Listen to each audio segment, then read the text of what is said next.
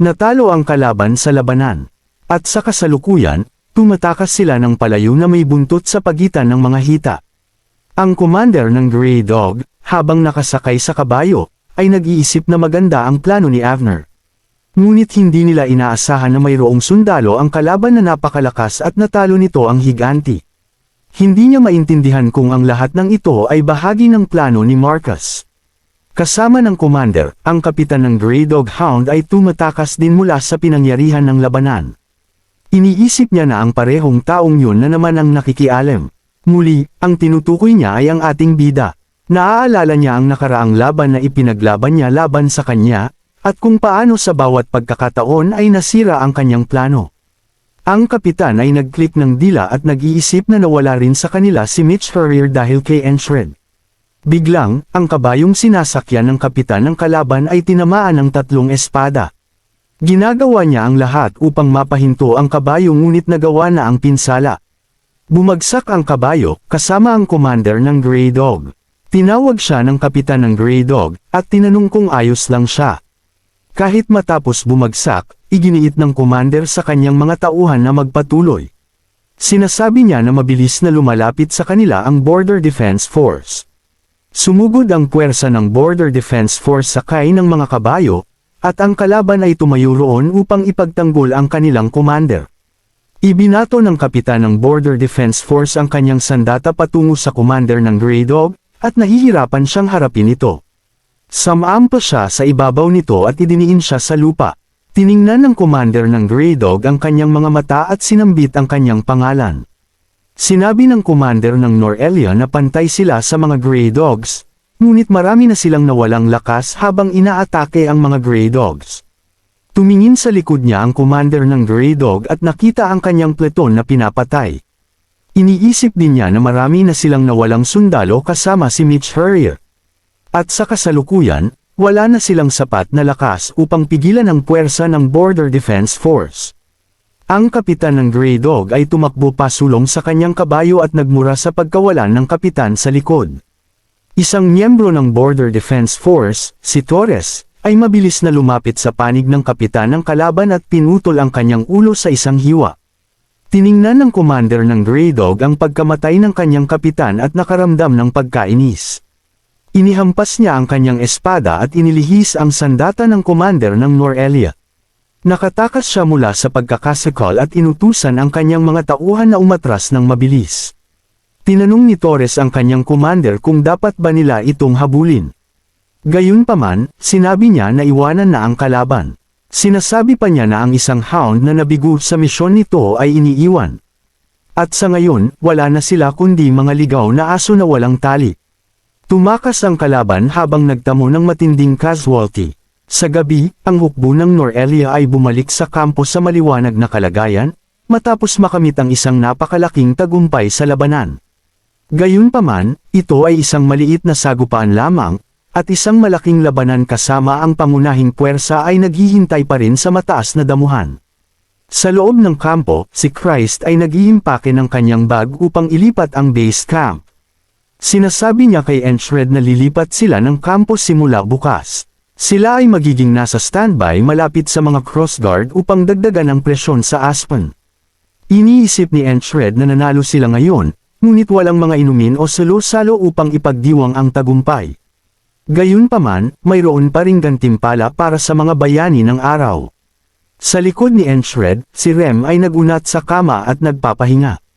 Sinasabi niya na hindi na nila kailangang dalhin ang kanilang gamit mula ngayon matapos silang maging dekorasyon bilang mga bayani ngayon. Ang lahat ng ito ay nangyari dahil pinatay niya ang higanti.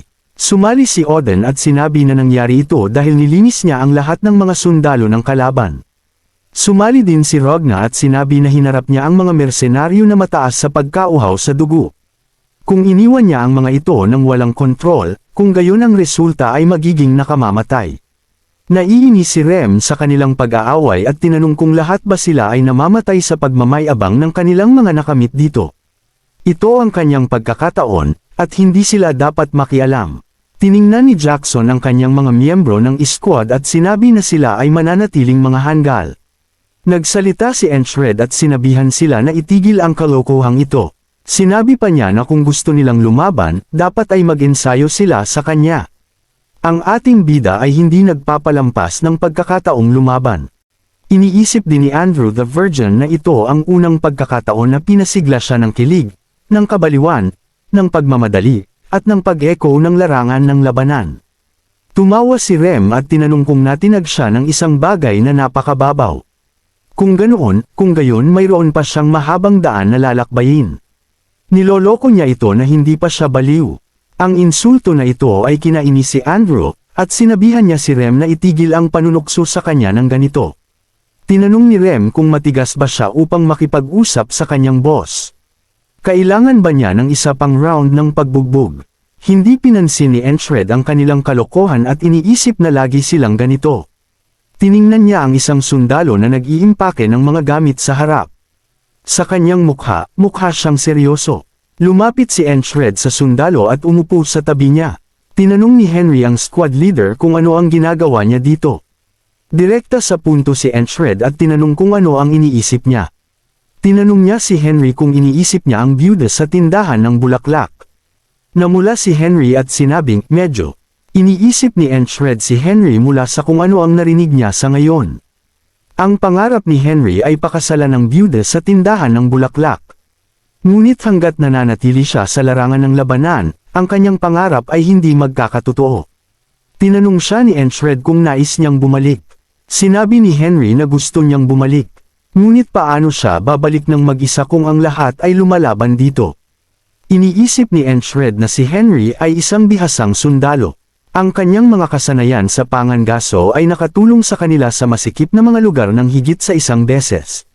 Nang tumakas sila sa mataas na damuhan, ito ay salamat sa patnubay ni Henry. Binalaan niya sila tungkol sa mga ahas na nakatira sa ilalim ng bato malapit sa mga cross guard. Salamat doon, nakalikha sila ng pagkalito sa kalaban. Hindi lang yun, magaling din si Henry sa pana, kaya siya ay isang mahalagang asset sa hukbo. Umalis si Entred, at tinanong ni Henry kung saan siya pupunta. Si Entred ay nananatiling malalim sa kanyang mga iniisip at iniisip na dala niya ang espada dahil mayroon siyang pangarap. Alam niya ng napakahusay na nais din ni Henry na makamit ang kanyang sariling mga pangarap. Umalis si Entred nang walang sinasabi, at ito ay nag-iwan kay Henry ng kaunting pagkalito. Kinabukasan, si Henry, isang sundalo ng 4th Company Independent Squad, ay tinawag ng ferry commander. Ibinigay niya sa kanya ang isang espesyal na paglabas. Ipinaliwanag pa niya na sasakay siya kasama ang mga sugatan sa karito na aalis mula dito sa lalong madaling panahon. Si Henry ay nanatiling naguguluhan at tinanong kung mali ang narinig niya. Humingi siya ng paumanhin sa commander at tinanong kung maaari niya itong sabihin muli. Tinanong ng ferry commander kung hindi niya narinig ang tungkol dito. Ang kanyang squad leader ay humiling para sa kanyang paglabas. Pagkatapos makuha ang paglabas, inimpake ni Henry ang kanyang pana at mga gamit sa bag. Kinuha niya ang lahat ng kanyang kapaki-pakinabang na gamit at nagsimulang umalis. Nagising si Rem mula sa kanyang pagtulog at tinanong kung aalis siya. Nagdasal din si Odin sa Panginoon at binati siya ng mga pagpapala sa kanyang landas. Gayunpaman, naiinggit si Ragnar kay Henry at sinabi na magagawa na niyang matulog ng comfortable sa gabi mula ngayon. Sumali din si Chris at sinabi na nagkaroon siya ng isang mahirap na oras habang napapalibutan ng mga baliw na ito sa lahat ng oras. Sa pagdinig ng insulto, tinanong ni Rem si Chris kung gusto niya ng bogbog sa umaga. Nagpaalam si Andrew kay Henry at sinabi sa kanya na mag-ingat. Tiningnan ni Henry ang mga ito na may mainit na ngiti at ang mga alaala na kanilang ginawa sa ngayon. Pagkatapos makalabas sa kampo, nakita ni Henry ang squad leader. Ang mukha ni Entred ay nagpapakita ng pagkaseryoso at tinanong ni Henry kung mayroong mali. Iniisip ni Entred na hindi tulad ni Andrew at Mac na nababagay sa squad, si Henry ay laging nakadarama na wala siya sa lugar. Mas masahol pa dahil hindi siya nababagay para sa larangan ng labanan sa unang lugar. Inilagay ni Entred ang kanyang kamay kay Henry at may mainit na ngiti, binati siya ng swerte sa pagtagumpay sa kanyang pag-amin. Nagalak si Henry sa pagdinig ng mga salita at yumuko at may paggalang. Nagpasalamat siya kay Entred para sa lahat ng kanyang ginawa hanggang ngayon. Sa lalong madaling panahon, umalis si Henry kasama ang mga sugatang sundalo pabalik sa kabisera. Tiningnan siya ni Enchred na umaalis at nakadama ng kaligayahan para sa kanya. Ang ferry commander ay lumapit kay Enchred at tinanong kung ipinadala niya si Henry sa isang misyon. Lumapit si Enchred sa kanya at sinabi na ang lahat ng ito ay posible salamat sa pagtanggap ng kanyang hiling.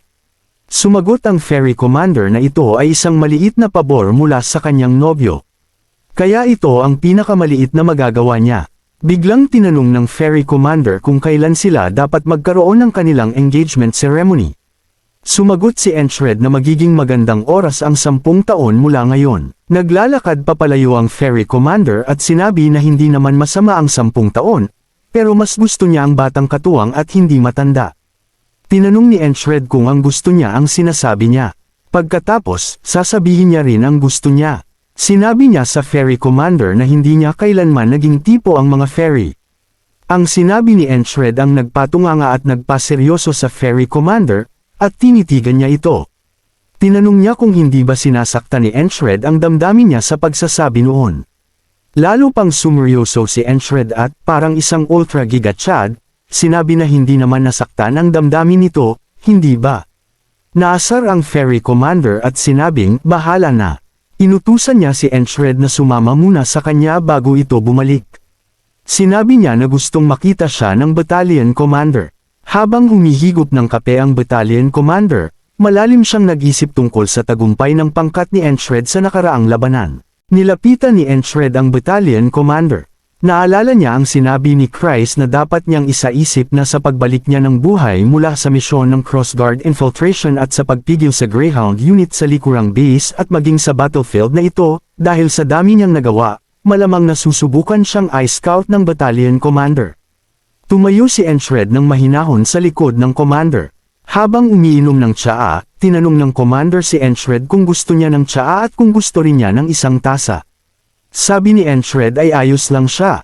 Sinabi ni Commander Marcus kay Enchred na malamang ay abala siya magmula pa umaga sa paglilipat ng kampo, at inaasahan niyang hindi siya nagdulot ng anumang abala kay Enchred. Sabi ni Enchred ayos lang. Malaya naman siya dahil wala siyang bagahe na kailangang i-impake. Sabi ni Marcus hindi niya alam na marunong din si Enchred mamuri. Magalang na sinabi ni Enchred na sinabi lang niya ang totoo. Sabi ni Marcus maganda iyon, at totoo naman na nakamit ni Enchred ang pambihirang karangalan. Naisip ng ferry commander na dahil tinawag ng direktang nakatataas si Enchred, at gagawa ng alok na pag-scout, iyon ay isang deklarasyon upang tuluyan siyang ilipat ng walang ingay. Sinabi ni Marcus kay Enchred na sa nakikita niyang kalmado siya, tila inaasahan niya na nanaisin siya ng commander. Sumagot si Enchred ng positibo. Pagkatapos ay hiniling ni Marcus ang sagot ni Enchred. Sa seryosong boses, tumanggi si Enchred.